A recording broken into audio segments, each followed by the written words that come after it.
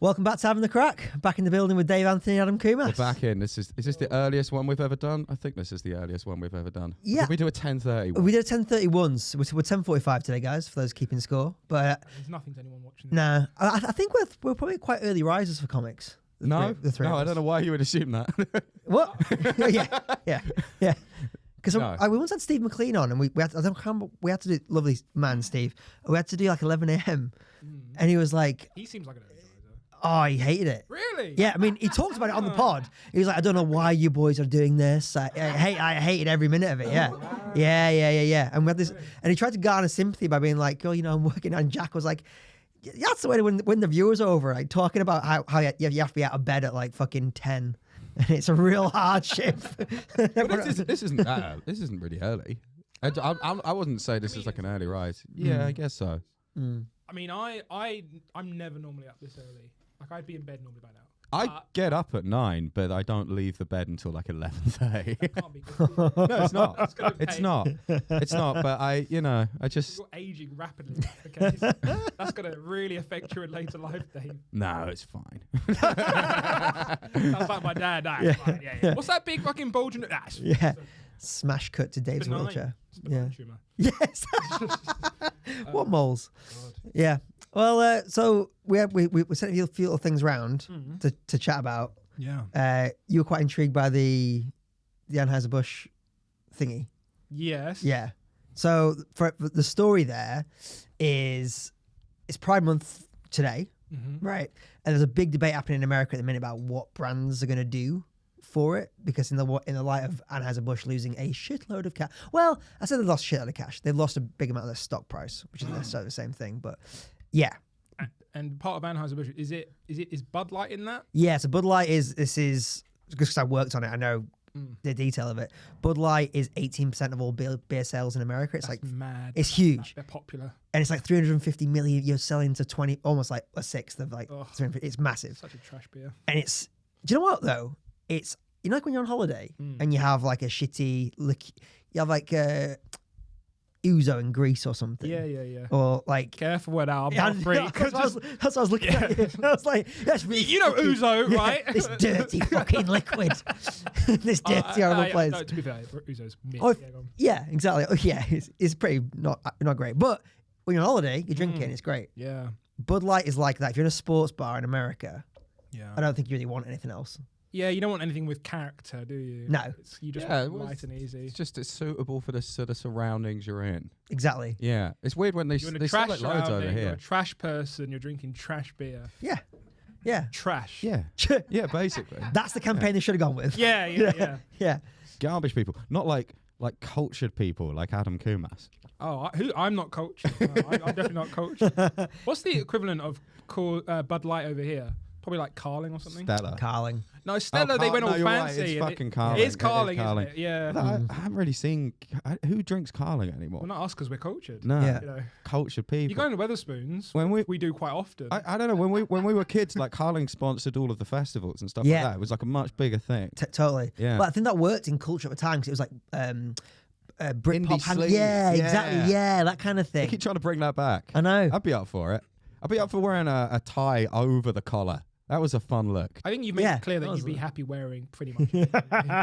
Yeah, t-shirt and jeans really rolling the fucking No, wheel. what's on the t-shirt? Do you want to show who's on it today? Steve Harvey. The man. Yeah. What a crazy thing to get. I should just wear entirely the same clothes every single day. It's nice. I like it. Uniform, saves some time. Got a uniform. Yeah. Yeah, it is. Yeah. This is lack of queuing, lack of thought on uniform choices. It's to avoid decision fatigue. That's the Decision fatigue. Yeah. real thing. That's a real thing. Okay. I mean, look, because if I didn't do it, What's I'd end up decision wearing stuff fatigue? like that. You get tired of making decisions all the time. Is that what you are? You're tired of making decisions? Well, no, because I don't have to decide what I'm wearing. This is the whole point, Dave. Yeah. Don't wait in a queue. I actually saw Won't a make bunch decisions. of queues on yesterday over the weekend, and I felt like sending it to you guys. Being like, it's not worth I wish it. you had. But that was last week's rant. It's fine. Let's move on. But yeah, so the Bud Light thing. Yeah. So it's interesting because all these.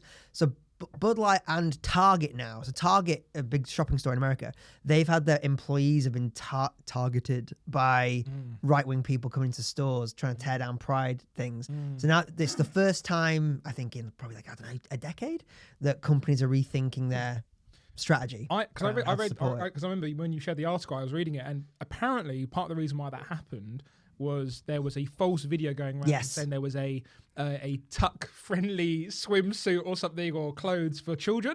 For children? For children, a tuck-friendly thing. Now, if you don't want to know what tuck-friendly is, just Google it. It's just quite funny. And I was like, oh, okay. And I was a bit like, is that the reason why? And I think it was also a comedian, I think, called Dave Smith, who started that. Oh my God. But he did it. He did Dave Smith from the Legion of Skanks. They're the very same. One of the very same.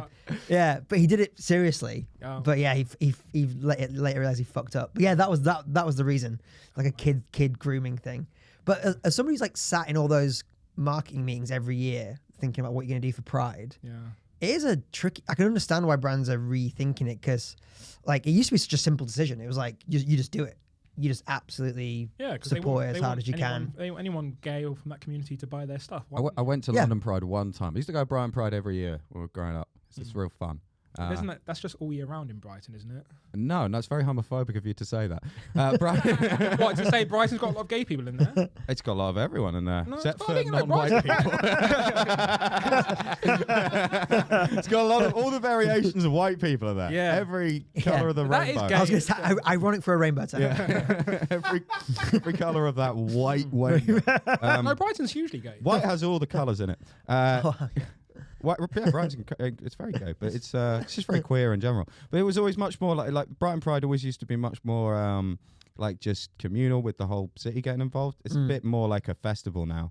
But then London Pride, I went to it 1 year, and then I was like, I'm never going to this again. This is way too weird.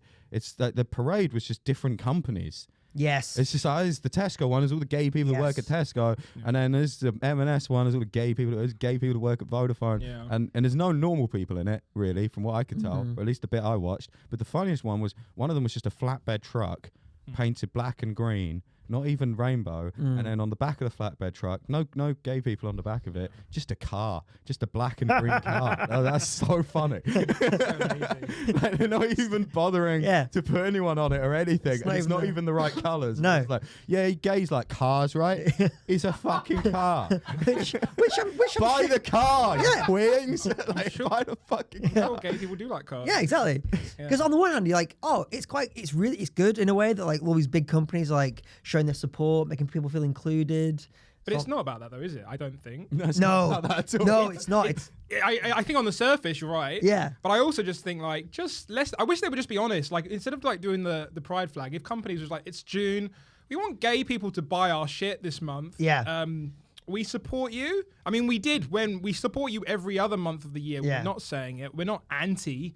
Yeah. But we just want a few extra sales, and we want to hop on this bandwagon. Yeah. So buy our stuff. Yeah. And then that would be it's it. It's kind of rock and a hard place, isn't it? Because if they didn't do anything 1 year, everyone would be like, "Why are you not doing anything?" No, but like, you don't. And that feels a bit odd. And that's the debate. That's what used to come up every year. Yeah. Every year you'd be like, "Is this the right use of the budget? Should we do this?" Da da da. And it was like, if we don't do it. Everyone yells at you, but then it does feel like cynical lip service just to fucking put a... Of course it is, yeah. But I don't agree with the idea that everyone has to go, why have you not done anything? Can you imagine if one company just decided to ignore Christmas 1 year? Everyone would be really confused by it. No, I think people would... If actually, even worse. Pride's not Christmas. Pride's way more fun than Christmas. It's a lot more fun. You don't get gifts on Pride, do you? I haven't got any gifts yet. If anyone wants to get me a Pride gift, it's just... It depends if you're a giver or a receiver. I think, probably, but yeah. Hey, Adam, we could definitely get you some Pride gifts. Thank you. And I think actually next week we'll bring you some Pride gifts. That's all this is all about. This is just about me getting gifts. Okay. Yeah. No, I think people wouldn't give a shit if somebody didn't acknowledge Christmas, because they'd be spending time at home with their family having arguments, and they wouldn't be thinking, has anyone checked PepsiCo? All right. Can you imagine if an American company didn't acknowledge Martin Luther King Day or like Black History Month? Well, you raised a really interesting point. So does everyone remember before Dave Chappelle got a bit nuts in the last 2 or 3 specials he did? His original point about by nuts, I mean telling the truth. His original point was black people in America have been trying to get these rights for ages, and the LGBTQ community seems to have gotten a lot faster, and that's an interesting dynamic in American culture, which I think is quite an interesting point because of what you just said.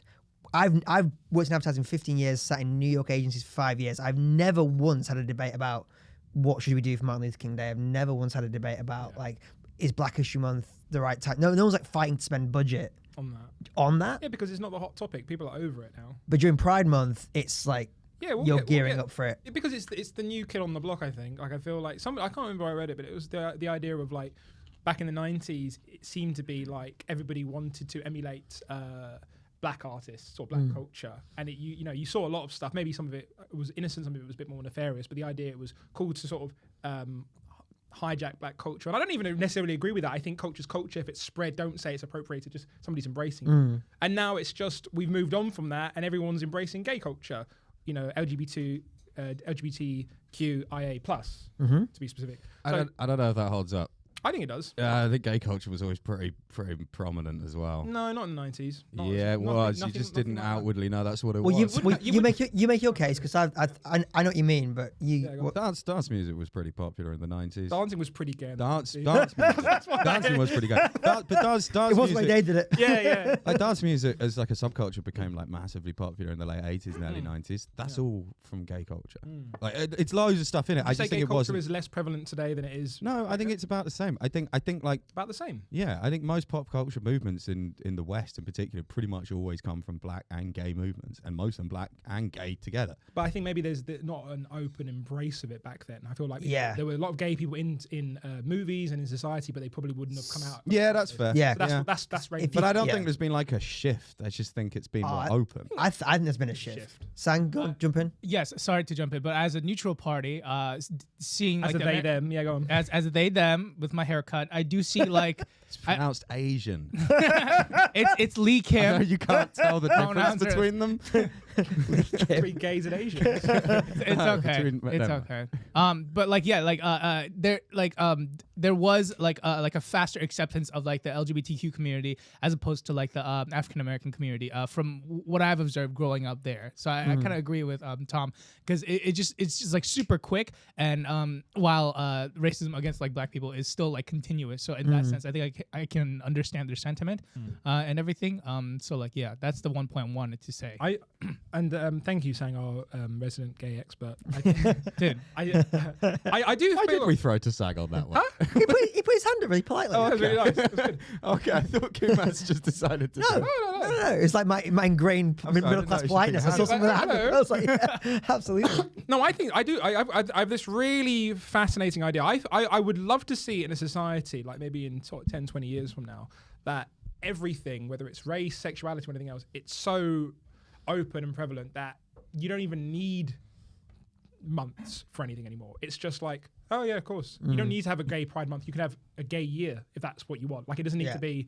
I think like the progression is the reason why we're having these months is because historically these groups have been put down, right? And I think now we're trying to give them a light. And I think there's prominent people in the Black community. I think was it I think Morgan Freeman, and I also believe Denzel Washington basically they've sort of said I don't want Black History Month. Let's just have Black history. Don't segregate these to one month. What are all the other months at the moment? Are they all? They're White Month. No, but I mean, they're the best. Have they been all given to other groups yet? Not yet. Are there some of them available? No. But in an ideal society, can you look up a list of all of the? No, I don't, because I've done this Sang, and it's like every day there's a fucking day. Yeah, there is. There's every day. I think we should celebrate Puerto Rican Day Parade day here. I think we should do that.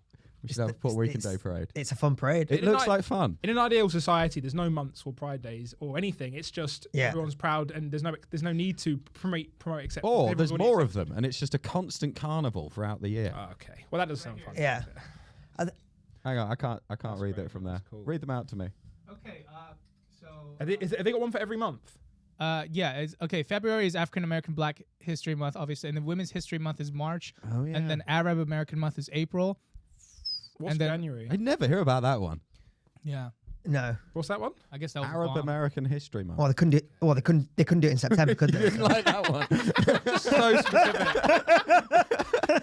So specific. It's not even that one. It's all right. I draw the line at the Arabs getting involved. It's not even Arab month. It's American Arab. So it's just like it's a subsection of Arab. I wanted the American one specifically because they're good at this sort of stuff. What, making just fucking giving months to things and all that sort of stuff. We do it a bit lacklusterly. We don't really go for that. I'm glad glad. What's I wish the other that was ones we good. got? In April and June, it's lesbian, gay, bisexual, transgender, and queer Pride Month. Okay, I didn't realize they're doing one. I think we got June though, isn't that? Yeah. It's, that's it's June. just Pride. It's June. Okay. It's June. Oh, it's June, It's okay. essentially, Yeah. And then Asian Pacific Heritage Month is May, and then Jewish American Heritage Month is May, and then Hispanic Heritage Month is from September 15th to October. Can we get this on a calendar? We'll just put it up. Wait, how many? So they get like split between the month. I don't know, because they're Jewish. I don't know. You're trying to put logic and sense into this. It's nonsensical. That doesn't make any sense. Anyway. Oh, it says Hispanic Heritage Month is from September 15th to October 15th. Probably because they're late all the time, so they. Oh wow! Sorry. I also think you've attached the wrong flash up slur. on the screen every time you say something that like that. even Just true? says he's not white. I think I know. I had one. Are Hispanic people late to I things? had one Hispanic friend tell me that Mexican girls are like always. I think she's an expert. So like she said like she gets laid. For those of you who can't see, Sang's trying to dig himself out right now. No. How dare you? ironically, something Mexicans are excellent at. But that's what I mean. You've I think you've attached the wrong prejudice, because that's like an incredible known for being incredibly hardworking, industrious, American dreamy Tom's doing the PC when they get part there. of it. cohort, huh? When they get there. I would too if it's tax free. Yeah. If anyone's offended, my name's Adam Kumas. Imagine. Secretly plotting Sang's death in the corner. I think where it all gets interesting. So I was hanging out with it's my nephew's birthday yesterday, and I was hanging out with him. We were like a day of fun in town. It was really nice, really wholesome. But I noticed in my head how many times, if you were parenting your child to be like, there is no gender, there is no. I realized in a child's day how many times that would come up if that really was your stance. Yeah, a bit of an effort, isn't it? Well, I think it is just a bit of an effort sometimes. I think, yeah. As in, like, is it how many times gender would come up? Yeah. So, like, and I didn't think about this until you spend like a dedicated time with. So it's like, which bathroom do I use, Uncle Tom? Literally, because we're in a Pizza Express. He's a boy. Oh, Yeah, he's a boy. We should use the men's one then. But the sign was weird. The sign was kind of like. Oh, it's when they try and make it cute. Yeah, they tried to make it cute, Nice and he was stacks like, and "Which one do I?" steers. Yeah, I can't and he was like, remember "Why which do one I it use that one?" And I said, "Because you're a boy. Boys going this one." Yeah. And obviously, like that's how I was raised. I think that's how most people are still probably being. Well, I think you should, yeah. But I do as well. But I didn't even clock. How The only time it's acceptable going to the female toilet is if you're a child and you feel and your mum. You know sometimes when the mums take their babies with them in the like a toddler in the female's toilet, it's a safe space. Yeah, totally. Because if you go into the man's toilet, some shit might happen if he's in there by himself, and that's the reason why we need the separate toilets. Yeah. Oh, But I think there's a line to say like, look, there's sometimes you've got you've got different toilets, and some people want to identify as other things. So it's fine. It is fine. Of course, it's fine. I wasn't really observing what's right and wrong. I was more thinking like It comes up a lot. I'd never thought about how much it came up. Like during the day, I didn't realize how much it came I think up. I'm definitely getting older and bigoted because I feel like if for example, I was crossing the road and then like somebody was like, oh, I said, oh, you crossed the green man, and someone was like, the green person. I'm like, oh no. So that came up because we walked past Trafalgar Square, and they've got the the different symbols. They put them up for Pride a couple of years and ago, and they never took them down. my nephew went, "Why isn't that a green man?" And I said, "Well, because it means both men and women can cross." And a guy before it was never allowed. It was only men. Women, you stay on that side of the road forever. Exactly. That's the rules. We lost the vote. We have to keep this. God. And a guy like with a nose ring and long hair gave me like a dirty look Because I said it was just I said men and women, Yeah. because it's got a men, women, and trans symbol. But the guy with the long hair and nose ring should be into that, no? Well, It wasn't a pride. Because he got it wrong. I got it wrong. Oh. But I'm like, in that moment, am I supposed to explain to my 5-year-old nephew Going to trans. what all that or- is? Because it is actually that. Because it's not. It's just. And maybe I am, but I was just like, I No, didn't. you're not. You don't need to. Yeah. So it means he's not. He's not my Your kid. main priority is making sure your nephew knows when it's fucking safe to cross, Yeah. and that's all it is. And you don't need to go into that yet. Yeah. And again, I'm not advocating for like which one's right or wrong. I wasn't prepared for taking a child out all day, being like, oh, I guess if I was really trying to. So you're a better. Why is that guy giving you a day look? What's his problem? Oh, he stands there all To be day. fair, just- actually, he might not have even been about that. He might have just been looking at you and he just has that look on his face. No. True. Like, True. Nah, because I kind of give people weird looks. Yeah, and that's I know. just You should 'cause I really just got a weird Yeah. look on my face. Yeah, exactly. It could have been that. See, I think you're a better uncle in that scenario, because I think if I was taking like a nephew or one of mine, and then they were like, "Oh, why is that not a green man?" I'd be like, "Oh, they've got a stupid symbol for this one, or whatever it is." I wouldn't even, and it doesn't even need to be a particular symbol. It could be anything. It could be a circle. I'd just be like, don't worry about it. It's safe. It's green. Cross. Just make sure you look left and right. I wouldn't even acknowledge it. Yeah. And you can learn about that later. I don't. What's that symbol about? How they just live in defiance of God laws. Don't worry about it. Yeah, exactly. There you go. I wouldn't use that as an opportunity. I'd just be like, do you know what? Don't worry about it. It's like because it's like they're asking the exception to the rule. Yeah. Exactly. Yeah. Saying why you know. Yeah, so you're better than me for even having that conscience. I wouldn't even put it up. Like I remember once, my mum was very dismissive when I asked her questions sometimes. Like I remember once when I was a kid, like all these kids would like talking about wanking, right? And I must have been like 6, didn't know what the hell it was. I remember just going to my mum like, "Mum, what's wanking?" She goes, "Oh, it's just when people play with their dicks." And it was off like that. And in my head, as my 6-year-old head, I literally thought like, you know, like when you're a kid, you've got like little toys, you're like, I was literally imagining like, why would somebody do that with their dick? That's bizarre. And then I just never found out. For 7 years, I didn't do anything. I was just like, I just never questioned it. I was like, oh, that's what it meant. So she didn't lie, but she kind of lied. So I love the idea that you thought playing with dicks was like, oh, fighting him. Yeah, I was like, it's limited to one location. Can't dress it up. Hey guys, do you want to wank together after school sometimes? Well, it was just one of those wank things. with my toys up. But she just said it. So and I was like, you didn't lie to me, but you also just didn't give me much context. She was like, I was just people with dicks. I was like, oh, okay. It's like that Lucy Kay joke about the bag of dicks. Yeah. Like, are they standing all up? Are they in there like sausages? Exactly. So that's the way to parent sometimes, because kids ask a lot of fucking questions. As someone who's worked with kids, everything's a question, and you got to remember, because they're like sponges. Yeah. And they will work with kids. Just before I started doing stand up. Yeah, what were you doing? I was a teaching assistant for kids with special educational needs. Oh shit! I never heard you talk about that before. Oh yeah, I did. I've heard you mention that once. I knew you worked in advertising before that, didn't you? Yeah, very briefly. Yeah. I didn't realise you were doing that. Yeah, I did a lot. Before. Huh? How long were you doing it? About a year and a half. Oh shit! Yeah. Look at that! I found a newfound respect for Adam Kumar. Where did that come from? Oh, no. It was alien. I respect something about you. I was the cool teacher as well, because I got all the lingo and nice. Like they would like it was quite easy as well. By the way, because I worked in a primary school, I was pretty much like the only dude in that primary school. So like, and they've got no male role models in the school. So like suddenly they're like, Mr. Kumas, Mr. Kumas. There's a bunch of disabled kids whose only male role model is Adam Kumas. It was a mainstry school. So I worked in a bunch of little disabled psychos. First of all, SEN. Don't be so rude. But I worked in a specialist school briefly, which was so intense, and then I worked in a mainstream school. And then when you went to a mainstream school and you worked, which is basically just a regular school with kids who've been diagnosed, which is very different to going to a specialist school, right? With that, because they're a lot more severe. So yeah, it just being the one guy, and I had like 20 years. I was 20 years younger. This was my early 20s. I was 20 years younger than most people, teachers. Like they could talk to me. When somebody was like, I don't know, just little things. I remember one of the kids was like, "Sir, Matthew's twerking at me," and then the other teacher was like, "What?" Like didn't know what the hell it was. She didn't know because she was in her 50s. And I said, "Matthew, stop trying to be like Miley Cyrus." And then the whole class was like laughing. "Oh my god, Mr. Kumas knows what it is." And I was like, "Yeah, I fucking watched this video. It's a great video."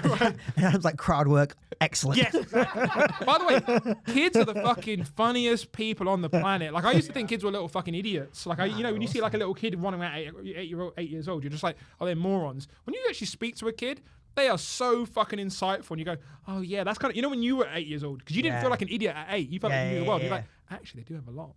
I was also a teacher, a kindergarten teacher, and like I taught various ages as well. Yeah, kids are the best, man. Like, terrifying as well though, because those insights are so they stick with you. They're so clear. One or two things, like I remember. And I think that's because I was very conscious, because as a TA working with them, I was very conscious, like, don't say the wrong shit or don't be flippant about things, because that might just stick with them for the rest of their life. Because I had things like that. Like I remember like one of my, I remember this teaching assistant, she was like saying, she taught me something about grammar, and it was like, oh, the apostrophe after the S means it belongs to someone in every case. And that's not true. It's not every case. Sometimes it's just an abbreviation of it is. Yeah. And that stuck with me for ages. And I was like, she didn't know what the fuck she was talking about. Mate, bad teaching assistant. I have one of those, but it's from my dad, not a teacher. Right. So when we and my brother playing rugby, well, we're talking about from maybe I was maybe like 13, 14. I was like, I've got a sore hamstring. My dad said, you don't get hamstrings until you're 18. And I thought he meant. Wait, where did he get that I from? thought he meant like a wisdom tooth. Yeah. Like it grows. Coming in. What he meant was when you're that age, you're too supple. It shouldn't matter. Yeah. I got picked for a Yorkshire team, like a representative rugby team. It's a really big deal. I'm in there with all these like guys, like big dudes, and I'm trying to like fit in. And one of the guys goes down with a bad hamstring tear, and you're trying to like be tough and stuff. And I leaned over to someone and went, "Fucking faking that. You don't get hamstrings till you're 18." And if you've ever been in a sports environment, Oh my God, they must have ripped you apart. mate, I thought I just mentioned it to one guy, like, you know, I got some inside skinny, and he goes, "I'm gonna fucking minute," and never guess what this dickhead's just said. Say it again. Say it for the group. Say it loud. Oh my God. I was like, he hasn't got hamstrings till he's 18. Just non-stop laughter. Oh my God. Yeah, nickname was the doctor for a while. Yeah, that was. That's fucking hilarious. Couldn't really recover from that one. Yeah, I told my dad, and he was like, "When did I say that?" Of course, because to him, he didn't think that. Yeah. Oh my God, it's so funny. Like, I feel like that we're gonna have a lot more of that because that was probably around the age you would just Google everything. Right? Whereas now, kids of today, they'll fact check everything. There's no more guessing involved. It's just like Google. It's really funny when you think about how like everyone before the internet just like had no fact checking whatsoever. No. So like, even if they thought they knew a load of shit, and it's like, you know absolutely nothing.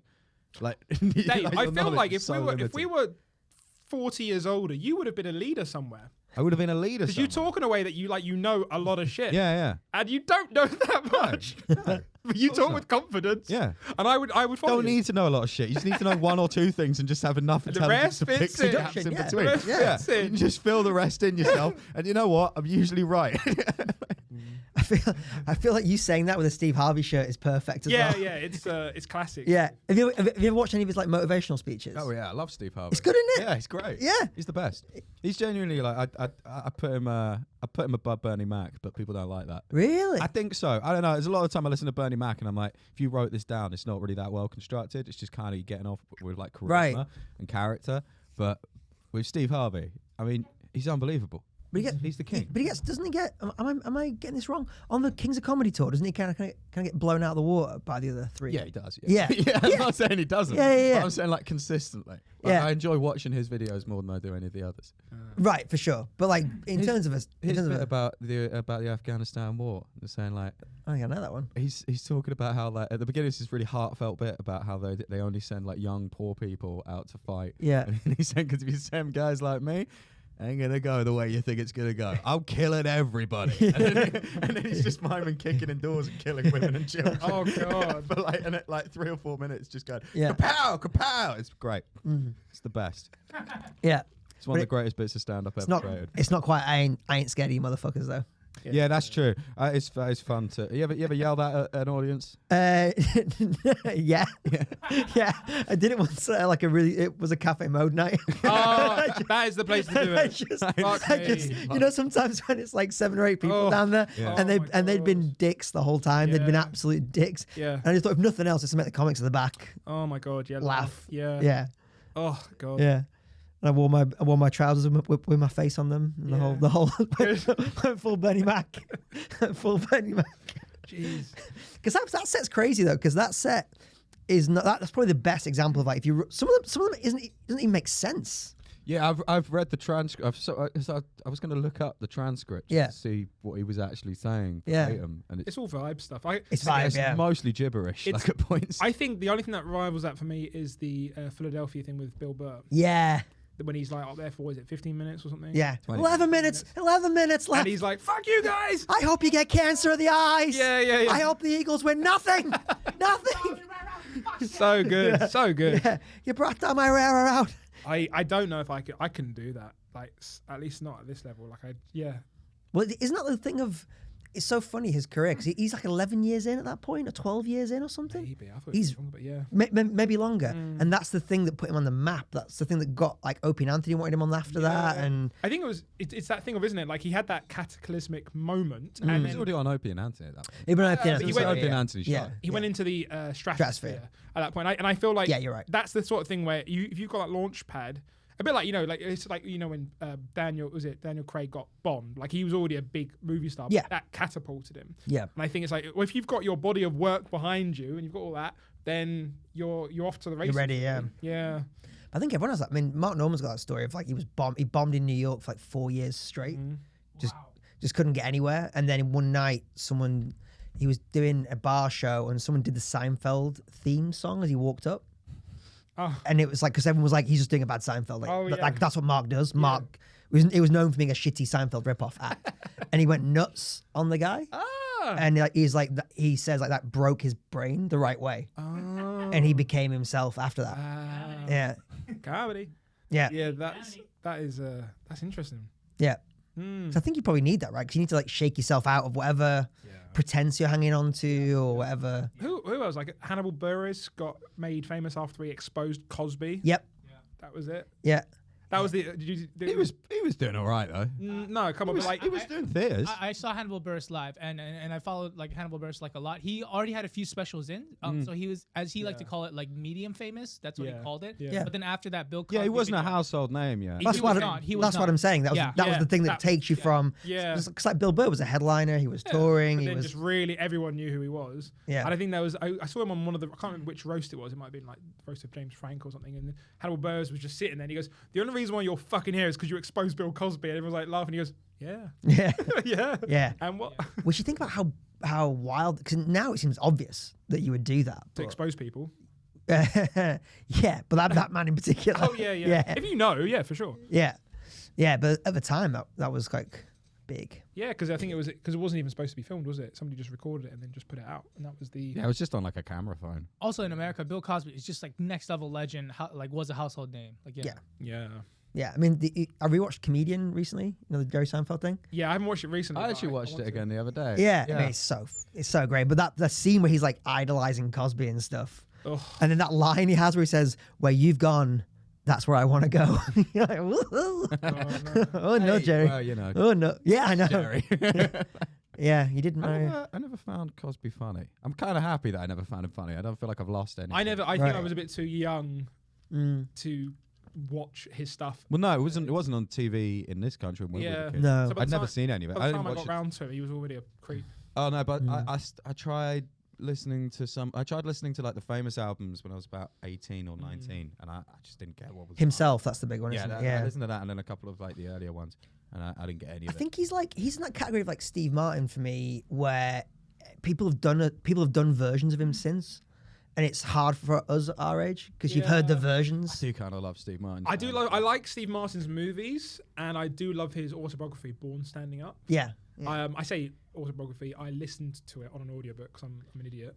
But like, it's him reading it. Thank you for admitting that. Yeah, I don't like it when people say I read. None of us would have questioned it. No, but it's important to me. I don't like. Do lying. you not read at all? Of course I do. Yeah. Yeah, but I just don't want to. I don't want to say I read his autobiography when I listen to it Yeah. because I don't want to lie. Okay. Because I think a lot of people go, I read a lot of books. Like, you're just listening to fucking podcasts, dickhead. Yeah. Like, don't come out. I can't listen to audiobooks. I keep If trying. it's trust me, if it's them reading it, like for me, there's an Yeah, extra it's level of authenticity.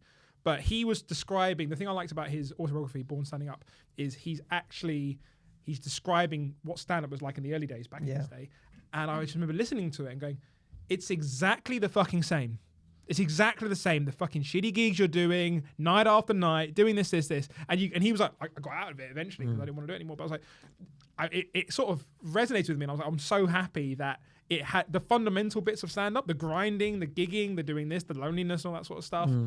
The relationships you develop, and then they're transient or ephemeral. Like, Three it's all the same. people that do not speak English below a Moroccan pizza restaurant. He That's had the that. shit that makes you. Yeah. Yeah, it kind of does So- a bit.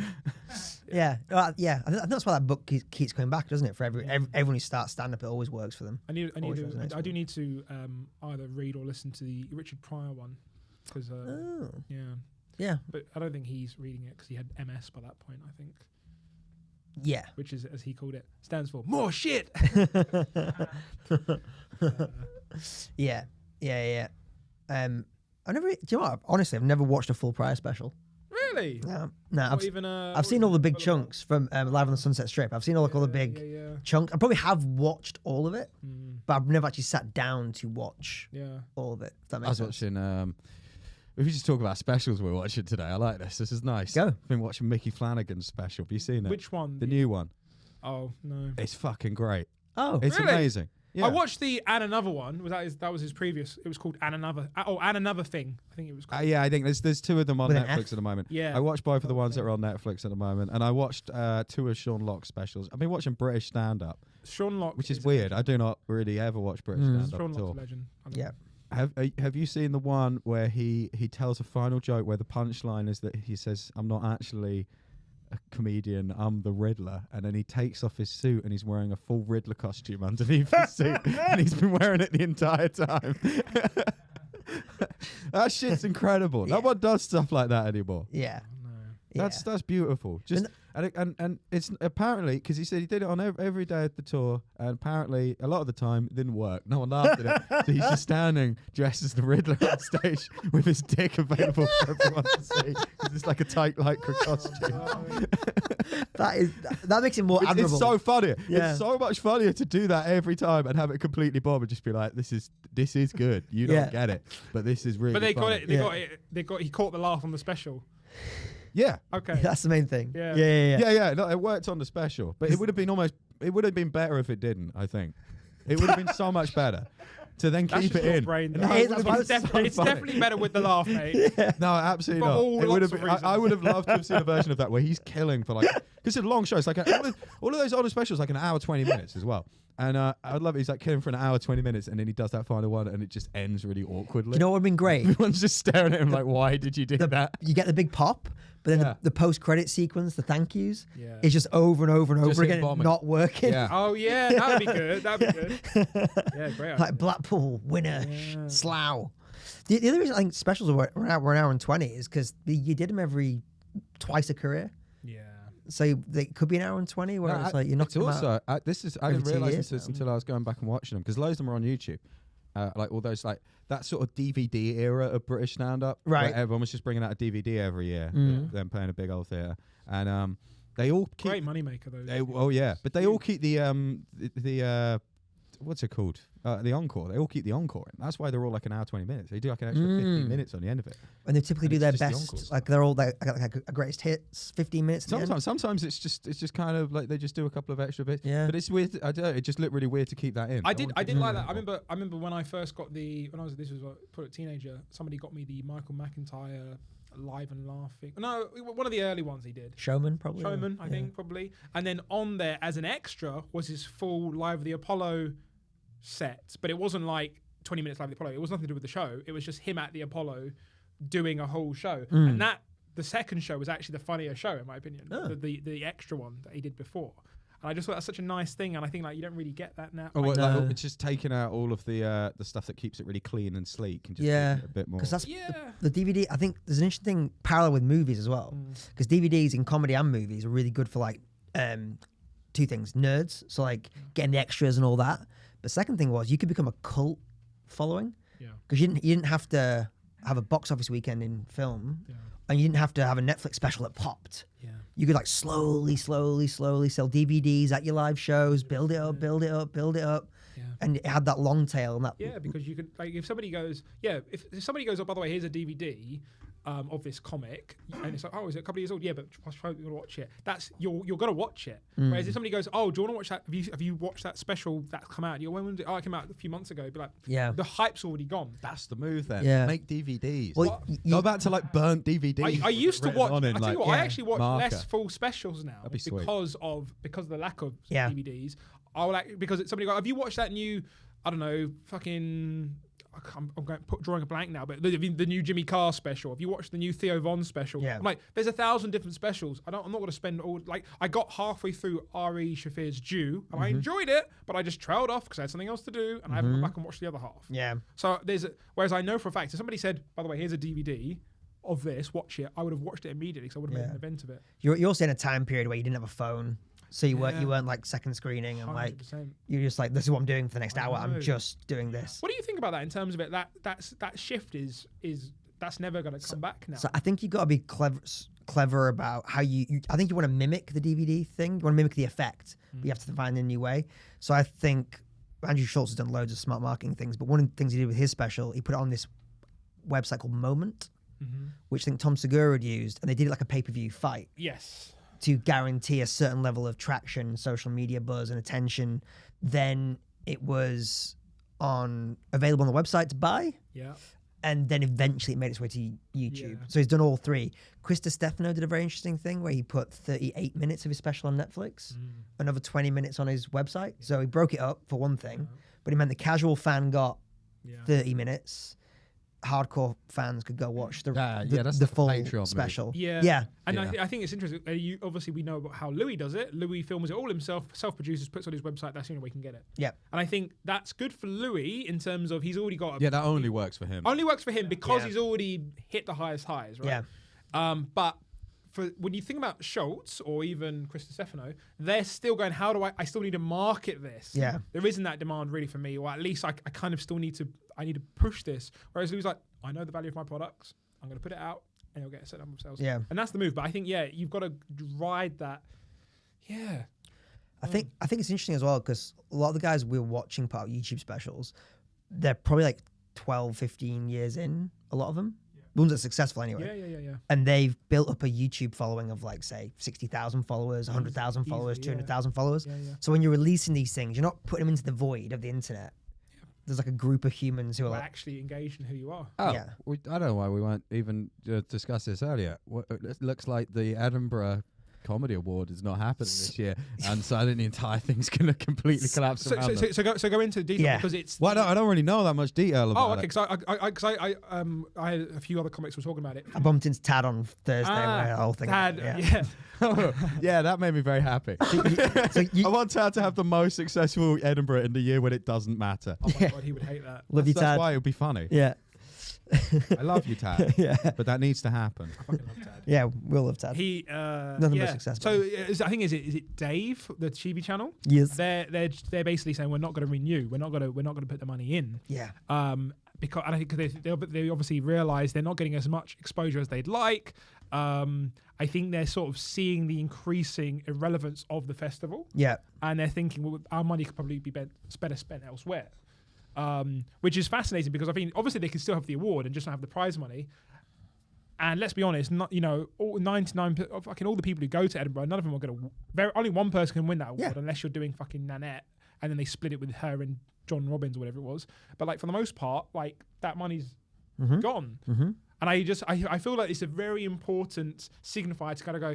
It's now if they can't get money from commercial businesses to sponsor an event, it really does put on the. It sort of like pulls the curtain back. It's curtains. It's kind of it kind of just says. Let's be honest. We've all been thinking this. Comedians have been thinking this for years. Yeah. It's too expensive. Everyone's been saying it's too expensive. Yeah. It's no longer meritocracy. It's only for those who can afford to do it. Because you see how much some of these rooms charge. And you just kind of go, oh, they can't even attract businesses to get here. And everyone's going on these little, get their little trains or the flights up to Edinburgh to sit in front of critics from London, and you're normally from London or other around the country. You think this is it's a sham. Everything's got to fall apart. Yeah. I think. Yeah, I agree. I mean, the other thing, the festival will be thinking from their standpoint, they won't want to run it for free because if they run it for free this year, they'll never be able to charge for it 100%. ever again. So it's either it runs with a sponsor or it doesn't. They must be absolutely fucking shitting them. There's an easy solution to this. What's the easy solution? So I looked into it. So I was thinking about it. I was like, how do they? Because it's only 10 grand, right? How do they do it? And I was like, well, there's 10,000 shows on at Edinburgh, at least. Okay, it's probably a bit less than that. But the point is, there's a lot of fucking people who think they're special. Charge everyone £1, yeah, and then make that a pool, and then it's a community. That's funded probably thing. what they're going to do. But the problem with that is like, I really think that would be the straw that broke the camel's back for a lot of performers. It would be like, oh, now you're charging us for a competition that to win. We're not going to fucking win. No, they won't do that because they will. No, they won't do that. 100%. So that's already been brought up. I've seen immediately. I saw some people tweeting about that. Like people I respect were saying that exact same thing and outlining why that is pretty much just the worst move. Like emotionally, it just because feels already that whole group of different organisations that runs the festival already has a reputation, justly deserved, for being money grubbing little cunts. They take every fucking penny they can from you. It's important to say that I'll be there August 2nd to 13th. So it's important to say that we are bitter because none of us have been nominated for anything of that point. I'm never doing it. It's a waste of fucking money. It's irrelevant. I will have that opinion until I do well there, and then I will flip on a dime. Okay, so you'll never have that opinion changed. no, but it's probably true. Because I feel like the Liverpool and the Liverpool guys have been very vocal this year in particular about not doing it. About not because that makes sense for Liverpool not worth their time. They are fucking going from strength to strength. Everyone in Liverpool is the industry completely ignores them anyway. And like everyone, like for years now, it isn't very obvious. But I think it's what you. Yeah, exactly. I think it just depends what you. So me and my friend did it this year because we got quite a specific goal, and we're like, this is what it costs to invest to do it. We think we can achieve our goal by doing it. Yeah. Mm-hmm. Fine. I'm fine with that investment. Yeah. You and Ram, yeah, because we're like we want to try and advertise British Indian buddies. Yeah. So a lot of people. That makes sense. It's a brand you want to. Yeah, and we've got an idea of how to market it and stuff, and we're like we're gonna give it a go. We'll see if we can 10 days. Yeah. See if it helps. Smart. It's fine. But I think what I'm interested in, because like we were joking earlier, but we all love Tad, and we would all be stoked if Tad won that award, especially if it wasn't running. Like he just gets the credit but not the financial gain. Yeah, the best. That's what I was wondering. Like, what happened? So you win that. What's the next? Like, you get a little short run at 21 Soho. You get a little spot on BBC Radio 4 with Miles Jupp hosting one of those shows or something. Yeah. You get a little nice little 4-star review written begrudgingly by Chortle. Mm-hmm. Maybe do a little bit. And then the rest is up to you. After that, it's I think it kind of dries up. That's kind of it. Yeah. Like who was that? Is it Rosie? Who was the Australian girl who won it a few years ago?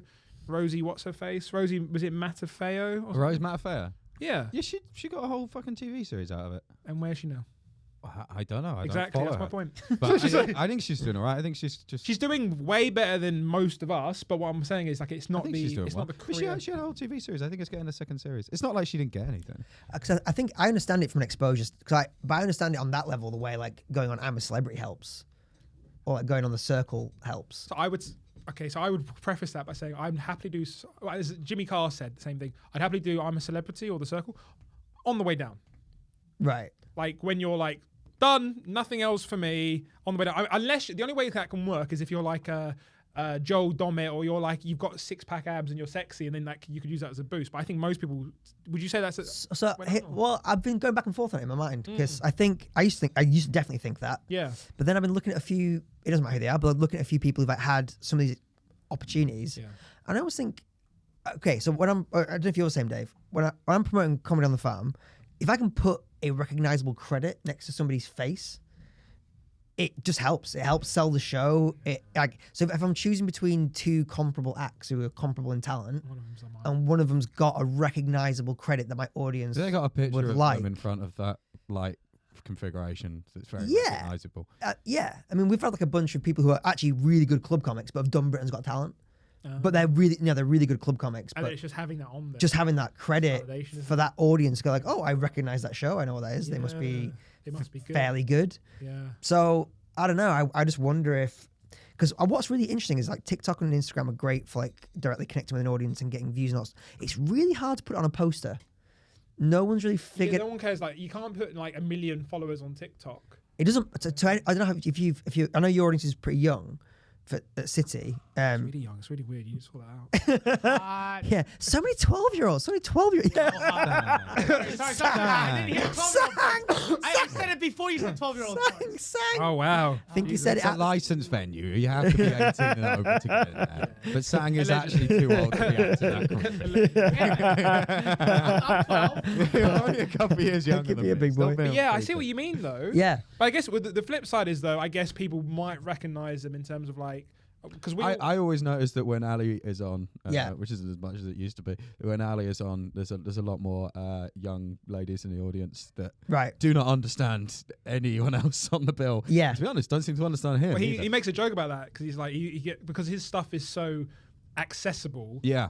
It's like he goes, his audience are people normally like Spanish women who don't speak English, like, you're very funny. Yeah. He's like, oh, yeah. But you can always spot them in the audience, like they're there for Ali, and you're not going to get anything out of them. But they're sweet ladies. Yeah.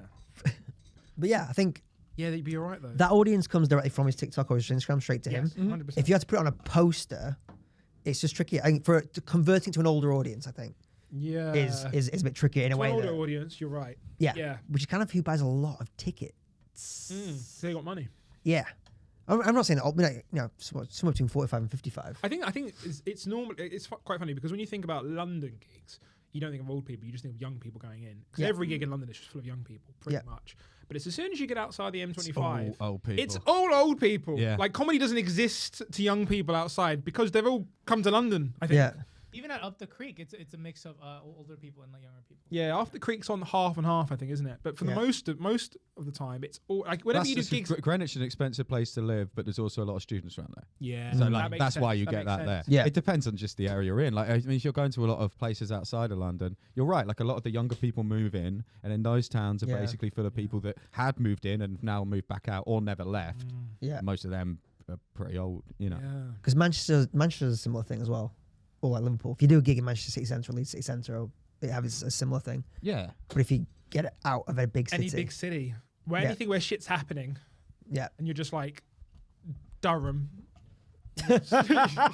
Durham of a Wednesday. Durham, and you're sort of like, oh, it's only old people. Because no one who wants to make something of themselves is in that town. They've all gone to a big city to try and make it big. And it's normally the people who've either realize their dreams, they've never realized their dreams, they go back to town and now they're just really sort of like bitter. Now they're like, let's watch some fucking comedy. Yeah, or maybe there were some people that were like, you know what, fuck London. Oh, yeah, a lot of that as well, yeah.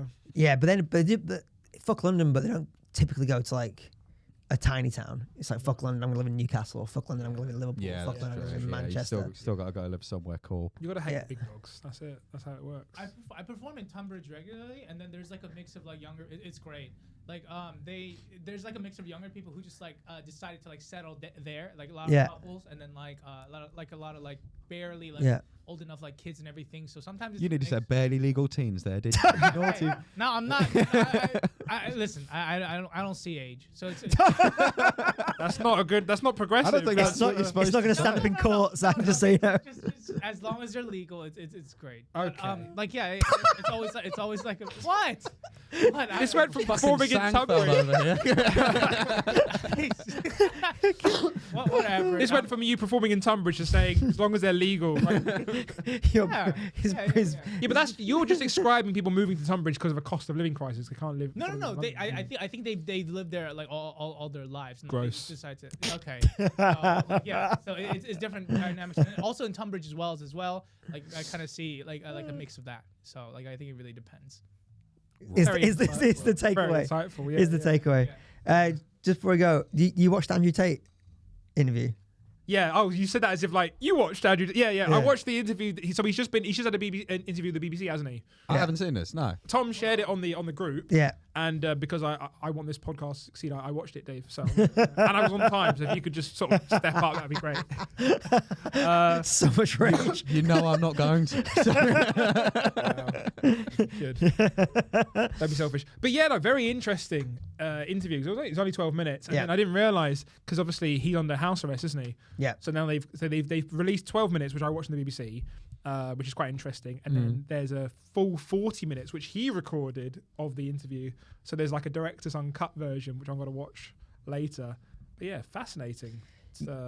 Yeah. What did he say that you agreed with the most? All of it. All of it. It was the most crazy stuff. No. Just very interesting to see, and I feel. Do you know what I found really interesting? Actually, is watching the documentary because obviously the documentary they're going, you've got these allegations up against you, and you've said some shit like this. This is what you've said. How do you feel about that? And it's him just going, I didn't do any of that. But the one thing that was interesting because obviously it's framed to show what the society thinks of him as being bad. What I found really interesting is all the comments were positive for him. And I just thought, this is like kind of Trump stuff. Yeah, it is. That's exactly what reminded me of the same thing. They keep trying to fight against these guys. You can't fight against them. I think the more you sort of put him up and say he's a villain, the more people will go, he's a good guy. No, but also they don't they keep saying, oh, he's a piece of shit, he's a villain. They're like, yeah, they like that though. Dude, I was having this conversation with my brother on the train this morning about my brother asked me about Ron DeSantis versus and I said the biggest mistake they're making from a communications perspective is they keep saying Ron DeSantis is like Trump but without all the baggage. Yeah, I was like, the baggage is what they like. The baggage is exciting. That's what they vote. That's what people like Jack don't understand. Yeah. Do you know what it is though? You see Jack's hero falling over. Oh people my like God, people. Oh my God! It's people like the Irish wild King cards. falling over. They like wild cards. They like the idea of people just sort of like, because some of the shit that Andrew Tate said, it's basically most male WhatsApp group chats, unfortunately, or Xbox Live chats. You know, some of the shit people say, and you say the most disgusting stuff. That's kind of my group chat is fucking horrible. Yeah, exactly. I mean, it's mostly just me and Lee, but funniest thing happened with Lee last actually, night. mine and Lee's individual chat is way worse. There you go. There's certain ones that we just send to each other because they're like, I can't even bother to explain this to the other guys. So, actually, no, I'm going to say it's getting embarrassingly. But Wait, what did he do? Well, so like we both did a set mode last night, and Ben Henley was emceeing. It's not nice. Oh, yeah, I know Ben a little bit. Yeah, nice guy. And Lee was bringing Lee up, and he just couldn't remember Lee's name. Oh, that would annoy me. And they've met like so many times, and he's staring at Lee, and the people in that room were like, "Is this a bit? Is this like these guys? Is it a double act?" Yeah. So I ended up coming up as the unforgettable Lee Hudson. Lee had one of the most wonderful man. Shouts to Lee. Yeah. Lee Hudson's the man. He had one of the most incredible things at the Dong show. He said, I've only seen it on video. I wasn't there. Where he was doing the voice of God, and George Wheeler had been up, and he's got a mustache now. Louis Pollock had been up, and he's got a mustache. And then this Arab girl went up, and Lee went, "Oh my God, 3 comics in a row with mustaches." There's a video of it somewhere. I think it's on YouTube because they filmed all of them, but it's worth. I can't remember when. Do you it know what been. though? It's so fucking funny because but people didn't laugh. People That's the best bit about it. Is like there's a couple of comics went like really laughed at it. Hattie knew that she couldn't laugh at it, so she was chastising him. But the sound from the audience was the most beautiful one because it wasn't even like it was like a genuine disgusted, like, oh for fuck's sake, dude. Do you know what the Everyone thing was is, though? genuinely just grossed out by it. But what I would say is, because I saw that, I had a slightly different reaction to that. Oh, very and maybe because it is. Were you there? I'm Asian. No. But maybe it's because I am sort of half Asian. I felt a bit different about it. I felt like it would have been funnier if she actually did have a mustache, but she didn't. She didn't actually have one. So I just think it was. I felt like it was a bit of a cheap shot. Yeah, of course, it's the cheapest of shots. But I also think, but actually, because the majority of women I know who've got moustaches are white girls, and it's normally they're growing out of protest because fuck men, right? So like, that was the funnier angle to me, like, because in reality, Asian women are so conscious about having darker hair and stuff. So when I saw that, I was like, I didn't really find it that funny, but I don't know. I just found it funny because it's just such an unnecessarily mean thing to do. But I would have been 100% on board. If she actually had a moustache, then I would have gone in and be like, that is fucking funny. Factual inaccuracy is the problem. That's the reason why I didn't like it. Because I just thought, it's a bit like, you know when you see like an Asian comic go up and they talk about struggling getting through airport security. I'm just a bit like, okay, it's just been done. Like, I'm not saying I'm against it. Fucking have your day. But I'm a bit like, that's like when you said Asian comic, I was just imagining Sang going up. No, I'm talking about difficult time getting through airports. Have a sexy beard. Asian in the British sense, not Asian in the American sense. You're part Asian? Yeah.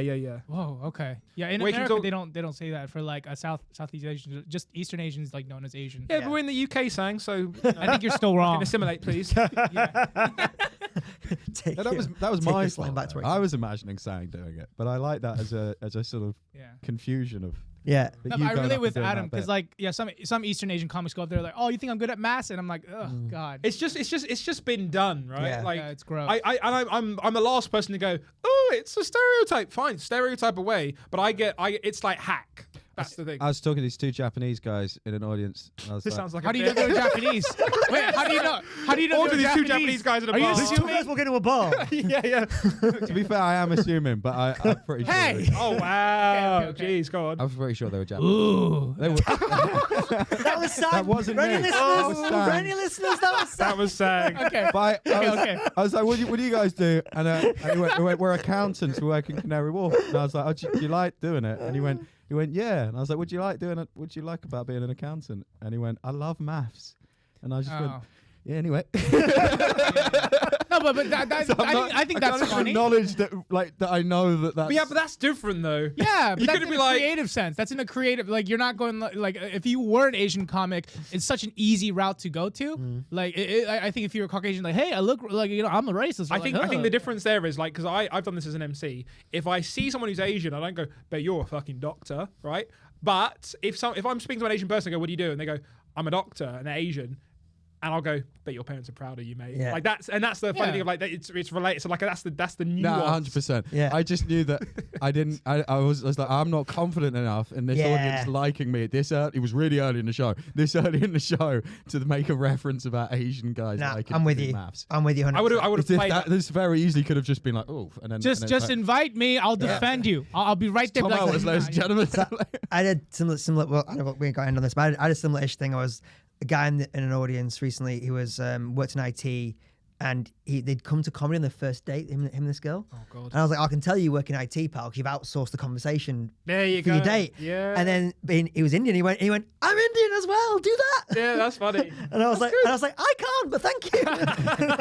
Yeah. Because I had the same fear that like. No, see, I lean into it, but then it's nice having a bit of a card in your pocket because I can. Yeah. pay I that had a sort good of bit of shit. business one time when there was a black guy in the audience that worked for he was a political journalist, and I was like, do you mind telling me what your political affiliation is? He was drunk and he just went Hitler really loudly, and I was like, shit, I can't say that. And then he was like, I can. I was like, yeah, I know you can at the moment, but this Kanye thing was going on, so I was like, but I don't know if you can for that much longer. and I was like, what actually is it? And then he went Labour Party, and I was like, okay, so you were kind of right then. Yeah. God, yeah, fresh off the Business, baby. Very strong. Right. Well, we're going to have Jack back with us next week. Hopefully he can defend his mate Joe Biden and his plans to get assassinated by gravity at some point. Yeah. The Irish King took a tumble. It was The sad for Irish everyone. King took What an a tumble. embarrassment for the fucking Western world. Old man Biden tripping over himself. You see as well the video, they did that thing Just die, man. where he like points at the ground as if there's a problem, and all these like 5-star generals are like, oh yes, that's So, right. I can't dust. remember who it was. I saw someone tweet this morning saying, like on the video, saying it feels like when you had a dog that's been alive a bit too long. Yeah. Yeah. He should have put it down by If he now. There you runs, go. This is sad for everyone. he's got to lose if he runs again. Yeah, he's definitely going to lose. can't run at all. So yeah. Oh, Sang. You're better than that. Sam. You were doing so well. Christ. Sorry. Uh, Couldn't help myself. Right, boys, tell the people where they can find you. At Will Hit Comedy. Follow Will Hit. Thomas Henry Comedy on all the platforms. You can find me online, Adam Kumas. And comedian Jack Hester? Yes. Comedian Jack Something Hester. like Yeah. He's Comedian probably Jack on Hester. TikTok. He's got some videos that popped off, so he'll pop up. Yeah, he will. Comedian Jack Hester. You will find him on TikTok. There are some great videos of his on there.